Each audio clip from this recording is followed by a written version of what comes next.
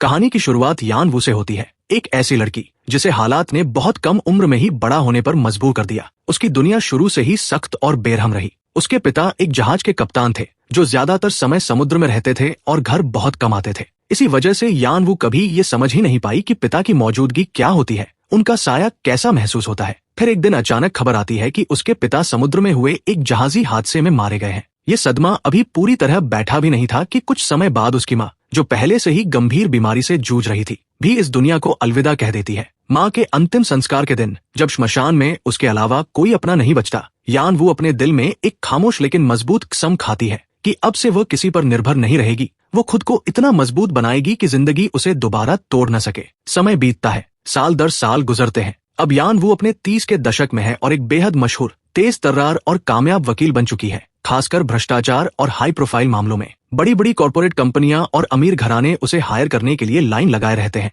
क्योंकि यान वू उन कानूनी उलझनों को भी सुलझा देती है जिन्हें बाकी वकील छूने से डरते हैं। उसकी जिंदगी पूरी तरह काम, रुतबे, ताकत और जीत के इर्द गिर्द घूमती है। शादी या परिवार बसाने का ख्याल उसके लिए कभी मायने नहीं रखता। उसे ये सब भावनात्मक झंझट और बेवजह का दर्द लगता है। इसी दौरान वह देश के सबसे अमीर परिवारों में से एक के बेटे से जुड़े एक संवेदनशील केस को हैंडल कर रही होती है। एक मेडिएशन मीटिंग में वो पीड़ित लड़की की मां को साफ साफ केस वापस लेने की सलाह देती है। यान वू के हिसाब से कोरिया के सबसे ताकतवर और अमीर परिवार से अदालत में टकराना लगभग तय हार को बुलावा देना है। ऊपर से अगर मामला मीडिया तक पहुंच गया तो असली सजा अदालत नहीं बल्कि समाज देगा, और उसकी कीमत पीड़ित लड़की को पूरी जिंदगी चुकानी पड़ेगी। टूट चुकी मां गुस्से और दर्द में उसे जवाब देती है कि यान वू जैसी औरत जिसने न कभी शादी की है और न कभी बच्चों की परवरिश की है, वो कभी ये नहीं समझ सकती कि एक माँ के लिए अपनी बेटी के साथ हुई बर्बरता कितनी असहनीय होती है। मेडिएशन खत्म होने के बाद यान वू लॉबी में अपने सीनियर से मिलती है।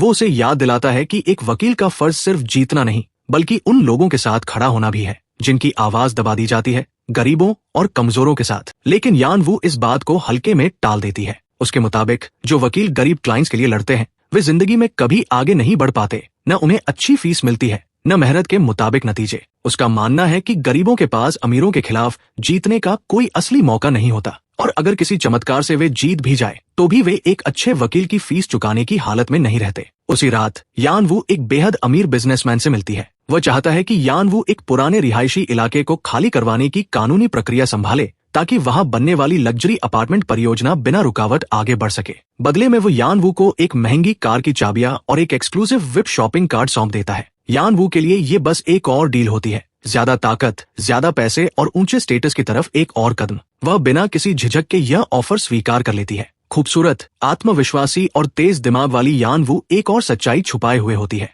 वो एक आंखों से जुड़ी बीमारी से जूझ रही होती है जो उसे उसकी दिवंगत माँ से विरासत में मिली थी। रात को घर लौटते वक्त अंधेरी सड़कें उसे धुंधली दिखने लगती है। वह चश्मे की तरफ हाथ बढ़ाती है, लेकिन उसे पहनने से पहले ही सब कुछ उलट पुलट हो जाता है। अगली बार जब उसे होश आता है तो वो खुद को एक अजीब, विशाल और गुंबद जैसी जगह में पाती है। वह पूरी तरह से घबराई और भ्रमित होती है। वह एक वेटिंग नंबर लेती है और सामने काउंटर पर बैठी एक महिला के पास जाती है। जैसे ही वो महिला सिस्टम में उसकी जानकारी चेक करती है, उसके चेहरे के भाव अचानक बदल जाते हैं। हैरानी और घबराहट साफ दिखने लगती है। एक बहुत बड़ी गलती हो चुकी होती है। यान वू को अभी मरना नहीं था, किसी से भयानक चूक हो गई थी। गलत आत्मा को उठा लिया गया था, और यहीं से यान वू का असली दुस्वप्न शुरू होता है। ये सपना अजीब भी है और डरावना भी। रिसेप्शन पर बैठी महिला तुरंत इस गड़बड़ी की रिपोर्ट करती है। रिकॉर्ड के मुताबिक यान वू को साल 2040 तक जिंदा रहना था, लेकिन वह अभी यहाँ खड़ी होती है। जब सुपरवाइजर ली को इस बारे में पता चलता है तो वो भड़क उठता है। एक छोटी सी क्लैरिकल गलती ने पूरे सिस्टम को हिला कर रख दिया होता है।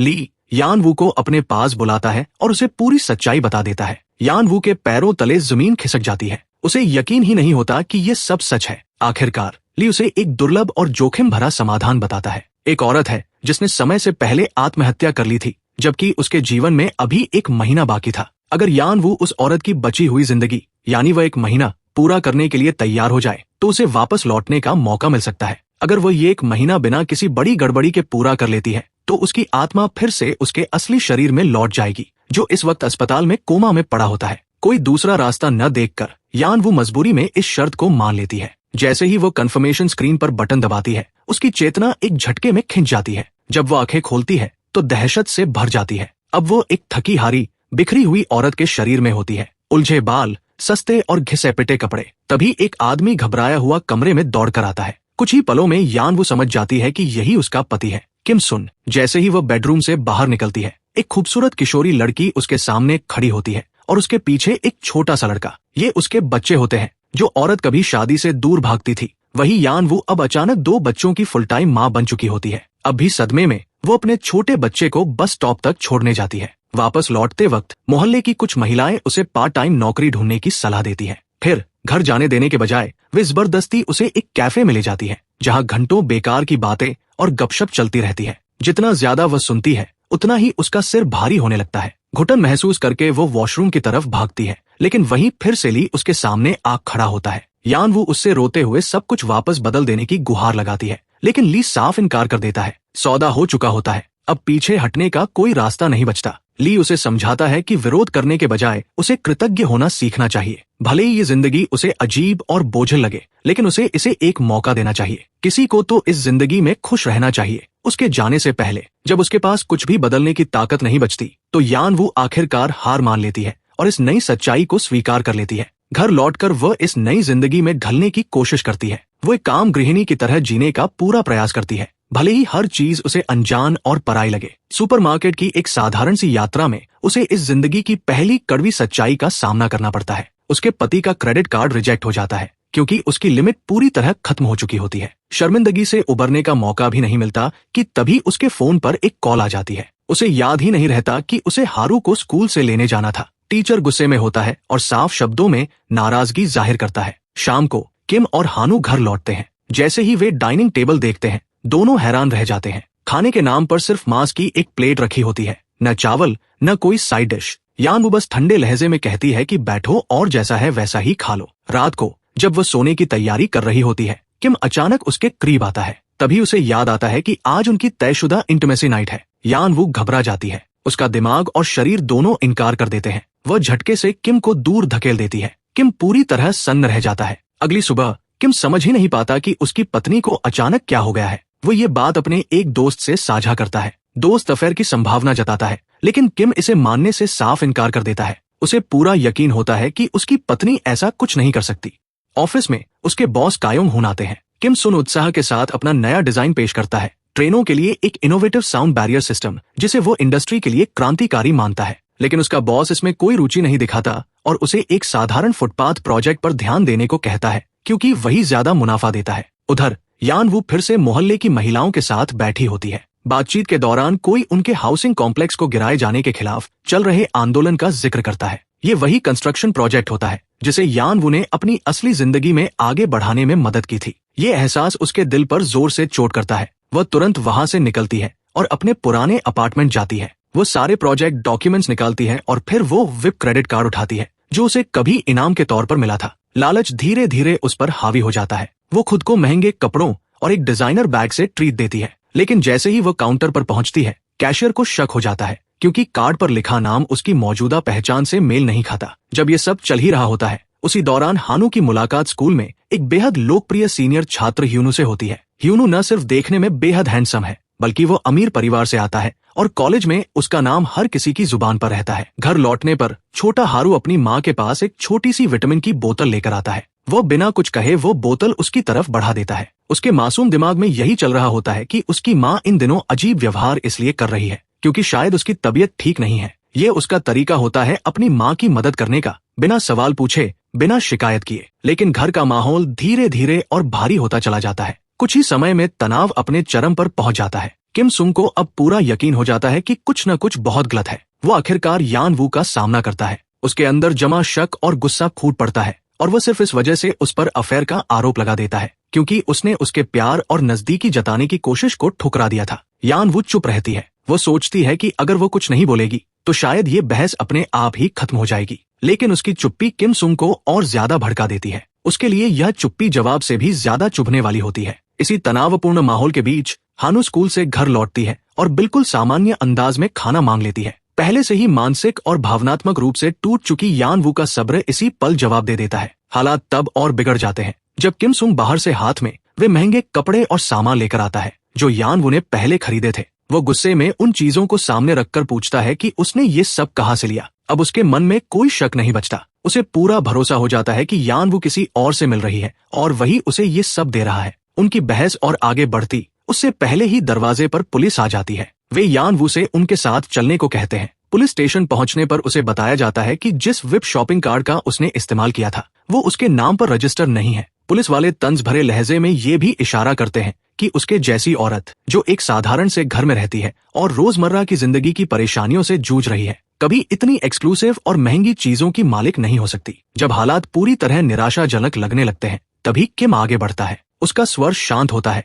लेकिन उसमें गजब की दृढ़ता होती है। वो यान वू का बचाव करता है, एक के बाद एक कानूनों का हवाला देता है, हर आरोप को तर्क के साथ काटता है और पुलिस की हर बात का सटीक जवाब देता है। भले ही उसने कभी लॉ स्कूल पूरा नहीं किया हो, लेकिन ये साफ हो जाता है कि उसे कानून की गहरी समझ है। वह बिना हिचकिचाए अपनी पत्नी के लिए खड़ा होता है और अधिकारियों को चुप करा देता है। आखिरकार पुलिस के पास उन्हें रोकने का कोई ठोस आधार नहीं बचता। वे दोनों आजाद होकर बाहर निकलते हैं और हैरानी की बात यह होती है कि वे महंगे सामान भी उनके पास ही रहते हैं। यान वू के लिए ये पल एक बड़ा मोड़ साबित होता है। पहली बार वो इस आदमी से भावनात्मक रूप से प्रभावित होती है जिसे वो अब तक सिर्फ उस शरीर का हिस्सा समझती आई थी जिसमें वो फंसी हुई थी। उसी रात वो अकेली छत पर बैठकर पूरे दिन की घटनाओं को बार बार याद करती रहती है। तभी अचानक ली फिर से प्रकट होता है। इस बार उसका चेहरा सख्त और नाराज होता है। वो कहता है कि एक ही दिन में यान वू ने जितनी अराजकता फैलाई है उसकी उम्मीद किसी ने नहीं की थी। वो उसे चेतावनी देता है कि उसे अब बेहतर करना होगा। अगर वह इसी तरह समस्याएं खड़ी करती रही और अपने पति के लिए बोझ बनती रही तो सिस्टम उसे हटाकर किसी और को उस एक महीने के ट्रायल को पूरा करने के लिए भेज सकता है। जब यान वू वापस अंदर आती है तो किम अब भी नाराज होता है, लेकिन उसकी नाराजगी की वजह उसके काम नहीं होते। वह इस बात से आहत होता है कि पुलिस स्टेशन में उसके साथ अपमानजनक व्यवहार किया गया। वो खुद स्वीकार करता है कि वो शायद कभी बहुत समझदार पति नहीं रहा। वो उसे शायद ही कभी बाहर घुमाने ले गया, नहीं कभी उसके लिए अच्छी या महंगी चीजें खरीदी। अब वह वादा करता है कि आगे से वह उसे बेहतर तरीके से ट्रीट करेगा। वो उसे वो खुशी देगा जिसकी वह सच में हकदार है। उसके ये शब्द यान वू के दिल को और भी पिघला देते हैं। अगले दिन किम सुंग उसे बताता है कि कंपनी की एक पार्टी है और वह चाहता है कि यान वू उसके साथ चले। इस नई जिंदगी को सही ढंग से जीने और खुद को बेहतर बनाने की चाह में यान वू हामी भर देती है। किम खुशी से झूम उठता है क्योंकि अब तक वो उसके साथ कहीं भी जाने से हमेशा मना करती आई थी। जब आखिरकार कंपनी पार्टी की रात आती है तो किम अपनी पत्नी को पहचान ही नहीं पाता। यान वू बेहद खूबसूरत, आत्मविश्वास से भरी और पूरी तरह बदली हुई नजर आती है। गर्व और उत्साह से भरा किम उसे वहां मौजूद अहम मेहमानों से मिलवाता है, यहाँ तक कि शहर के मेयर से भी। जैसे जैसे माहौल थोड़ा सहज होता है, किम सुंग अपने नए ट्रेन शोर कम करने वाले सिस्टम का आइडिया पेश करने की तैयारी करता है। ये उसके करियर के लिए एक बहुत बड़ा मौका होता है, लेकिन उसके बोलने से पहले ही क्योंग हुन बीच में कूद पड़ता है और पूरी बातचीत पर छा जाता है। वो लगातार मेयर की चापलूसी करता रहता है और किम सुंग को बोलने का जरा सा भी मौका नहीं देता। किम के अंदर निराशा बढ़ती जाती है। साफ लगने लगता है कि उसका आइडिया शायद कभी सही लोगों तक नहीं पहुंच पाएगा। तभी कुछ ऐसा होता है जिसकी किसी ने उम्मीद नहीं की होती। यान वू आगे बढ़ती है और पूरे आत्मविश्वास के साथ बोलना शुरू करती है। वो सुझाव देती है कि शहर को सीधे ट्रेन स्टेशनों पर नॉइज रिडक्शन सिस्टम लगाने पर ध्यान देना चाहिए। इससे न सिर्फ आम लोगों की रोजमर्रा की जिंदगी बेहतर होगी बल्कि जनता की संतुष्टि भी बढ़ेगी, और जब नागरिक खुश होंगे तो चुनावी नतीजे अपने आप मेयर के पक्ष में जाएंगे। किम सुंग सन्न रह जाता है। उसे डर लगता है कि कहीं यान वू ने हद से ज्यादा तो नहीं कह दिया, लेकिन उसकी उम्मीद के बिल्कुल उलट मेयर नाराज होने के बजाय गहरी दिलचस्पी दिखाता है। वह क्योंग हुन को आदेश देता है कि यान वू के सुझाव पर आधारित एक विस्तृत प्रस्ताव तैयार किया जाए। उसी पल कमरे का माहौल पूरी तरह बदल जाता है और किम अपनी पत्नी को बिल्कुल नई नजर से देखने लगता है। हालांकि ये जीत ज्यादा देर तक शांत नहीं रहती। पार्टी खत्म होने के बाद यान वू और किम के बीच फिर से तनाव बढ़ जाता है और एक और झगड़ा शुरू हो जाता है। बात तब और बिगड़ जाती है जब क्योंग हुन गुस्से में आकर यान वू का अपमान करता है। बिना एक पल सोचे किम आगे बढ़ता है और उसे मुक्का मार देता है। बाद में एक छोटे से सड़क किनारे के खाने के ठेले पर बैठे हुए यान वू चिंता जताती है कि जो कुछ हुआ उसकी वजह से कहीं किम सुंग की नौकरी न चली जाए, लेकिन किम शांत रहता है। उसके लिए किसी अपने की इज्जत और उसकी रक्षा करना करियर के किसी भी नतीजे से कहीं ज्यादा मायने रखता है। यह सुनकर यान वू के दिल में कुछ और पिघल जाता है। भले ही उसकी भावनाएं बदल रही हों, फिर भी वो उस रात छोटे हारू के पास ही सोती है। हारू उसे कसकर पकड़कर सोता है जैसे वही उसकी पूरी दुनिया हो। और अजीब बात यह होती है कि यान वू का दिल भी एक सच्ची गर्माहट भरी भावना से भर उठता है। अगली सुबह सब कुछ बदला बदला सा लगता है। यान वू खुद को हल्का और पहले से कहीं ज्यादा प्रेरित महसूस करती है। वो ध्यान से नाश्ता बनाती है और इस रोजमर्रा की साधारण दिनचर्या में भी उसे एक अजीब सा सुकून मिलने लगता है। शाम को वह हारू को नाइट मार्केट घुमाने ले जाती है। खेलते खेलते हारू गिर जाता है और उसके घुटने पर खरोंच लग जाती है। एक स्थानीय दुकानदार तुरंत उसकी मदद करता है और उसे संभालता है। अचानक एक औरत वहां पहुंचती है और दुकानदार पर चिल्लाने लगती है। वह आरोप लगाती है कि उसने इस महीने का दुकान का किराया नहीं दिया है और उसके पास पैसे भी नहीं है। वह उसे तुरंत अपना सामान समेटने का आदेश देती है। हंगामा सुनकर यान वू आगे आती है। एक टॉप लॉयर की तरह उसकी प्रवृत्ति तुरंत जाग उठती है। शांत लेकिन सख्त लहजे में वो सबके सामने उस औरत की छिपी हुई भ्रष्टाचार और गैरकानूनी हरकतों की पोल खोल देती है। दुकानदार स्तब्ध रह जाता है। आसपास खड़ी भीड़ हैरानी से सांस रोक लेती है। जब यान वू बोलना खत्म करती है तो लोग तालियां बजाने लगते हैं। किसी ने भी उम्मीद नहीं की थी कि एक साधारण सी दिखने वाली गृहिणी इतनी जानकारी,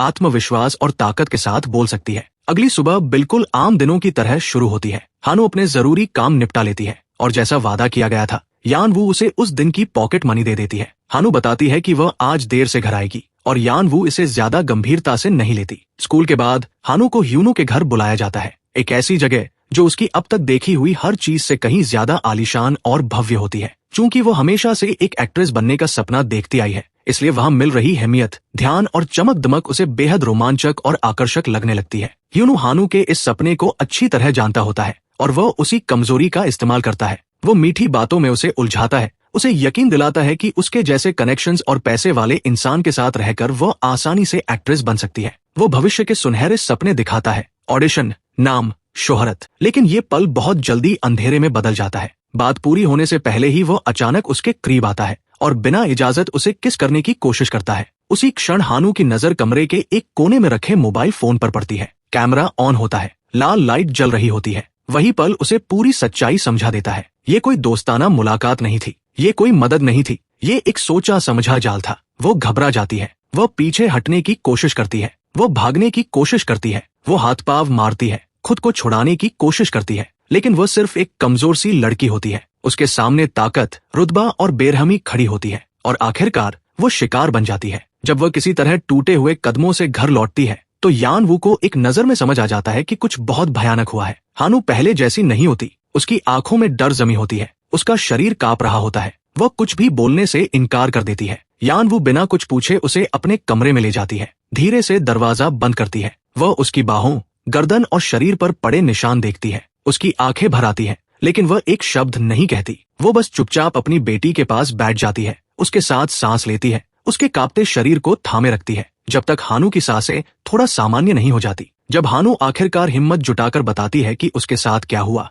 तो यान वू का दिल अंदर से टूट जाता है, जैसे कोई चीज हमेशा के लिए चकनाचूर हो गई हो। अगले दिन यान वू को स्कूल ऑफिस बुलाया जाता है। वहां उसकी मुलाकात ह्यूनो के वकील से होती है। वो मुस्कुराते हुए लेकिन डराने वाले लहजे में बात करता है। वह बार बार जोर देता है कि ये सब बस एक गलतफहमी थी। वो सुझाव देता है कि इस मामले को चुपचाप यहीं खत्म कर दिया जाए। बदले में वह पैसे की पेशकश करता है, मोटी रकम, जैसे किसी इंसान की इज्जत और दर्द की एक तय कीमत हो। ये सुनकर यान वू अंदर तक हिल जाती है। वो किसी तरह खुद को संभालती है, एक बहाना बनाती है और बाहर निकलकर बाथरूम में चली जाती है। वहां वह टूट जाती है। शीशे के सामने खड़ी होकर उसकी पुरानी जिंदगी की सारी यादें लौट आती है। वे केस जिनमें उसने अमीरों का बचाव किया, वे पीड़ित जिनकी आवाज उसने अनसुनी की, और वो सोच कि पैसा और ताकत इंसाफ से ज्यादा मायने रखते हैं। पहली बार वो सच में उस दर्द को महसूस करती है जिसे वो कभी भावनात्मक ड्रामा समझकर नजरअंदाज कर देती थी। कुछ देर बाद हानु बाथरूम में आती है। उसकी आवाज कांप रही होती है। वो कहती है कि शायद वकील सही है,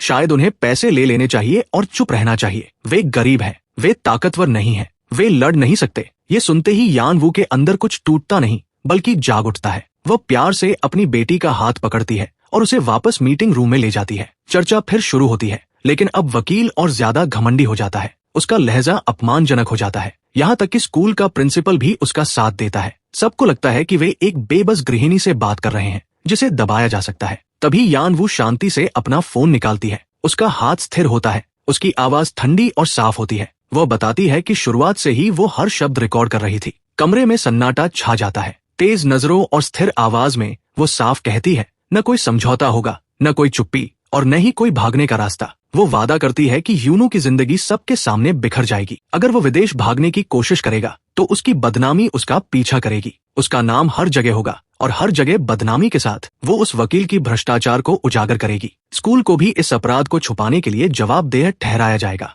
हर कोई सन्न रह जाता है। बिल्डिंग के बाहर यान वू हानु को भरोसा दिलाती है कि सब ठीक होगा, वे जीतेंगे उन्हें इंसाफ मिलेगा, मुआवजा मिलेगा, और अगर हानू चाहे तो वह किसी दूसरे देश में नई शुरुआत भी कर सकती है। हानू उसे देखती है और कहती है कि उसकी माँ बदल गई है, जैसे वो कोई और ही इंसान हो। लेकिन आज के बाद उसे लगता है कि उसकी माँ दुनिया की सबसे कूल माँ है। उस पल के बाद यान वू परिवार के और भी करीब आ जाती है। इस अजीब उधार की जिंदगी में आने के बाद वो पहली बार सच्ची खुशी महसूस करती है। अगली सुबह यान वू बालकनी में खड़ी होकर अपनी बेटी को स्कूल जाते हुए देखती है। कुछ पलों के लिए जिंदगी शांत लगती है, लेकिन ये सुकून तब टूट जाता है जब ली उसके पीछे प्रकट होता है। शांत चेहरे के साथ वो उसे एक सच्चाई याद दिलाता है जिसे वो अनदेखा करने की कोशिश कर रही थी। उसके पास सिर्फ एक हफ्ता बचा है और जब समय आएगा उसकी मौत एक कार एक्सीडेंट में होगी। ये सुनकर यान वू अंदर तक हिल जाती है। उसके दिमाग में सिर्फ एक ही सवाल गूंजता है, उन बच्चों का क्या होगा जिन्हें वो दिल से चाहने लगी है। ली उसे कहता है कि अगर वो उनके दर्द को थोड़ा कम करना चाहती है तो बचे हुए समय में उन्हें जितना हो सके उतना प्यार दे। इधर किम सुनु के ऑफिस में हालात फिर बिगड़ जाते हैं। उसका बॉस उसे अचानक ट्रांसफर लेटर थमा देता है। अगले महीने से उसे विदेश भेजा जा रहा होता है। छोटा हारू एक वेंडिंग मशीन के सामने खड़ा होता है। वह ड्रिंक लेना चाहता है, लेकिन बस मशीन को देखता रहता है। जब दुकानदार पूछता है कि वो कुछ ले क्यों नहीं रहा, तो हारू मासूमियत से बताता है कि उसे अपने पैसे बचाने हैं, क्योंकि उसे अपनी माँ के लिए विटामिन खरीदने हैं। कुछ कदम आगे बढ़ते ही वो अचानक गिर पड़ता है। यान वू और किम उसे तुरंत अस्पताल ले जाते हैं। डॉक्टर बताते हैं कि हारू को भी वही आंखों की बीमारी विरासत में मिली है जो यान वू को है। अगर समय रहते सर्जरी नहीं हुई तो वह पूरी तरह अपनी रोशनी खो सकता है। बाद में अस्पताल की छत पर यान वूली से पूछती है कि हारू को भी वही बीमारी क्यों झेलनी पड़ रही है। इसका कोई आसान जवाब नहीं होता। हारू के पास बैठकर उसे सोते हुए देखते हुए यान वू की दबी हुई यादें फिर उभर आती हैं। उसे अपना अकेला बचपन याद आता है। एक माँ जो हर दिन समुद्र की ओर देखकर अपने खोए पति का इंतजार करती थी। एक जिंदगी जो खालीपन से बनी थी, वो मजबूत बनी, सफल बनी, किसी पर निर्भर न रहने वाली बनी, लेकिन अंदर से हमेशा खाली रही। अब इस उधार की जिंदगी में वो समझ पाती है कि उसे कभी दौलत या ताकत नहीं चाहिए थी, उसे सिर्फ प्यार चाहिए था। आखिरकार हारू की सर्जरी होती है। बाहर इंतजार करते हुए ली फिर लौटता है और उसे अलग बुलाता है। एक टैक्सी आकर रुकती है। ली दरवाजा खोलता है और धीमे से कहता है उसका समय खत्म हो गया है। यान वू मना कर देती है। वो रुकना चाहती है। वो तब तक इंतजार करना चाहती है जब तक उसे यकीन न हो जाए कि उसका बेटा सुरक्षित है। वो गिड़गिड़ाती है, कहती है कि वो उसे छोड़कर नहीं जा सकती, खासकर अब जब उसे उसकी सबसे ज्यादा जरूरत है। ली याद दिलाता है कि समय बदला नहीं जा सकता, फिर भी वो विनती करती है। वो कहती है कि अगर वो हारू के पास थोड़ी देर और रह सके तो वो अपनी असली जिंदगी, नाम, शोहरत, करियर, सब कुछ छोड़ देगी। तभी ली उसे एक ऐसी बात बताता है जो उसे अंदर तक तोड़ देती है। अगर वह अभी गायब हो जाती है तो हारू की बीमारी भी उसके साथ ही गायब हो जाएगी। वह टूट जाती है, लेकिन फिर भी वह एक आखिरी चीज चाहती है, अलविदा कहने का मौका। ली उसे चेतावनी देता है कि जैसे ही वो नियम तोड़ने की कोशिश करेगी, किस्मत दखल देगी। और तभी एक ट्रक उसकी ओर तेजी से बढ़ता है, लेकिन इस बार ली समय रोक देता है। वह ट्रक को हटा देता है और यान वू को जाने देता है, भागने के लिए नहीं बल्कि आखिरी अलविदा कहने के लिए। जब वह कमरे में पहुंचती है, किम बताता है कि सर्जरी सफल रही है, हारू सुरक्षित है। हानू माँ को देखकर राहत की सांस लेती है और चुपचाप कहती है कि वह स्कूल जा रही है। अस्पताल छोड़ने से पहले यान वू आखिरी बार हारू से मिलने जाती है। उसकी आंखों पर पट्टियां बंधी होती है, लेकिन किसी तरह वो महसूस कर लेता है कि उसकी माँ पास है। वो उससे कहती है कि वह मजबूत है और उम्मीद करती है कि वो उसकी आवाज सुन पा रहा है। हारू धीमे से जवाब देता है कि उसे उसकी आवाज साफ सुनाई दे रही है और वो बहुत सुंदर लगती है। ये शब्द उसे लगभग तोड़ देते हैं। आंसुओं के बीच वो पूछती है कि क्या वह मजबूत रह पाएगा अगर उसे कुछ समय के लिए दूर जाना पड़े। हारू सिर हिलाकर वादा करता है कि वो अच्छा रहेगा, लेकिन ये भी कहता है कि उसे उम्मीद है उसकी माँ जल्दी लौट आएगी। यह सुनकर यान वू खुद को रोक नहीं पाती। वो उसे बताती है कि वो उससे कितना प्यार करती है। बाहर निकलते ही उसकी मुलाकात किम से होती है। वह सहजता से कहता है कि वो कुछ खाने चली जाए। उसे सच्चाई का अंदाजा नहीं होता। जाने के बजाय यान वू उसके पास बैठ जाती है और उससे एक ऐसी चीज मांगती है जिसे उसने पहले कभी ठुकरा दिया था। वह चाहती है कि वो उसे प्यार से पुकारे, एक प्यारी पत्नी की तरह। वो परिवार में हुए हर बवाल के लिए माफी मांगती है। उसका लहजा किम को बेचैन कर देता है। वो उससे कहता है कि वह ऐसे न बोले जैसे हमेशा के लिए जा रही हो। यान वू उससे हानू और हारू की रक्षा करने का वादा करवाती है। किम मान जाता है, ये सोचकर कि वह बस थोड़ी देर के लिए बाहर जा रही है। लेकिन जब वह चल देती है, किसी को एहसास नहीं होता कि ये एक छोटा ब्रेक नहीं है,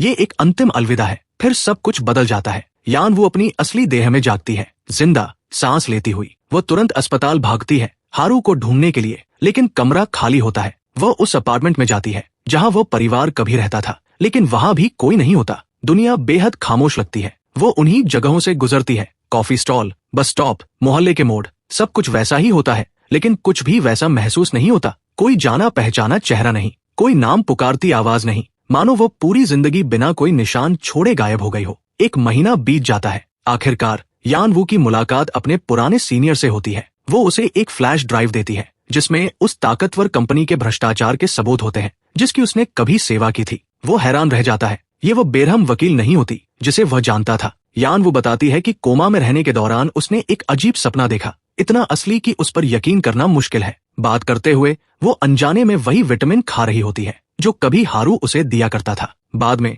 वो अपने अपार्टमेंट लौटती है और सामान पैक करने लगती है। वो कोरिया छोड़ने का फैसला करती है, उन यादों से दूर जाने के लिए जो उसे हर दिन तोड़ती है। लेकिन सामान छांटते हुए उसे एक पुराना फैमिली एल्बम मिलता है। अंदर उसकी और उसकी माँ की गर्मजोशी भरी तस्वीरें होती हैं। एक फोटो मुड़ी हुई और छिपी हुई होती है। हिचकिचाते हुए वो उसे खोलती है। तस्वीर में जो आदमी होता है वो ली होता है, वही जिसने उसे रास्ता दिखाया, वही जिसने उसे डांटा, वही जिसने खामोशी से उसकी रक्षा की। वो हमेशा से उसका पिता था। ये समझते ही वो टूट जाती है, उस प्यार से भरकर जिसे वो बचपन में कभी समझ नहीं पाई थी। समय बीतता है और अंततः वह एक विमान में बैठती है, नई शुरुआत के लिए तैयार। तभी वो एक जानी पहचानी आवाज सुनती है, माँ। वो जम जाती है। हारू उसका नाम पुकार रहा होता है। उसके पीछे हानू और किम सुंग खड़े होते हैं और उसी पल सब कुछ साफ हो जाता है। ये सब सपना नहीं था, कुछ भी कल्पना नहीं था। जो प्यार उसने पाया, जो परिवार उसने बनाया और जो सबक उसने सीखे, सब कुछ असली था। उसके चेहरे पर धीरे धीरे एक मुस्कान खिल जाती है, सुकून और खुशी से भरी हुई, जब उसे एहसास होता है कि वे सब एक ही मंजिल की ओर जा रहे हैं।